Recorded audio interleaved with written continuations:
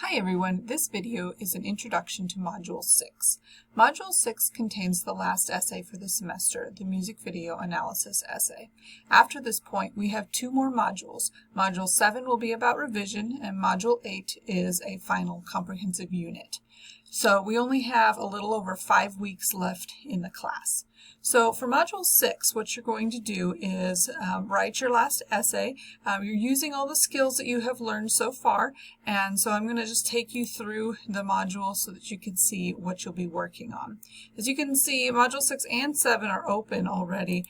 Going in through the music video analysis, you only have three assignments to do, two besides the essay, one of which is a discussion board so that you can get some peer feedback on the video that you have chosen. So you can see there's a lot of helpful stuff in your list here. The one thing I want to point out for you is that there is a sample analysis essay in here so that you can see how one will look. It's for the Cranberries video Zombie, which is also linked in here. The analysis assignment is short, and just to give you a little bit of practice with analysis, you'll be looking at two music videos, Linkin Park's In the End and then Beyonce's If I Were a Boy. And so you'll give me your feedback and analysis on that. It's just to practice, figure out meaning behind the music videos. And then of course you have your discussion board, which is where you will post a video, preferably with the one that you're going to use in your essay. Tell us a little bit about it, and then allow your classmates to respond to you so that you can see what other people think of your video. Of course, you want to make sure that you're getting the essay submitted in this unit as well. So it is quite a bit to do, but it's all focused on this one essay. The essay itself is a little bit shorter. Let me show you the criteria sheet here.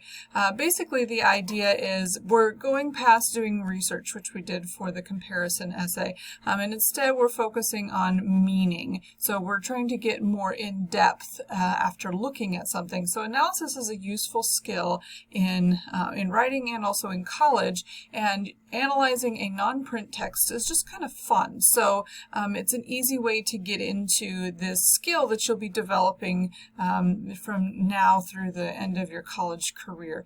So you're not using any sources for this essay. You're going to choose a music video, watch it, and then write about it. The music video that you choose should be one that is a song that has some meaning to you, preferably also a video that has something that you can analyze in it. So the best videos are ones where, as you're watching, the images that the artist has chosen, whether there are actors involved or it's just the artist doing something, that there's meaning behind it. There's symbolism in there, that they're trying to convey the words of the song through images. And so those are the best music videos to use for this. If you have questions about your music video, feel free to send me a link and I can take a look at it. Really, there aren't any videos that you can't use unless they are fan-made videos or they're videos that are made for a movie, because they usually use like movie clips in there as opposed to the artist creating the video themselves. It doesn't matter about language or type or genre of music, so if you think it's going to be too disturbing or something, you can choose it if you're comfortable writing about it, I should say.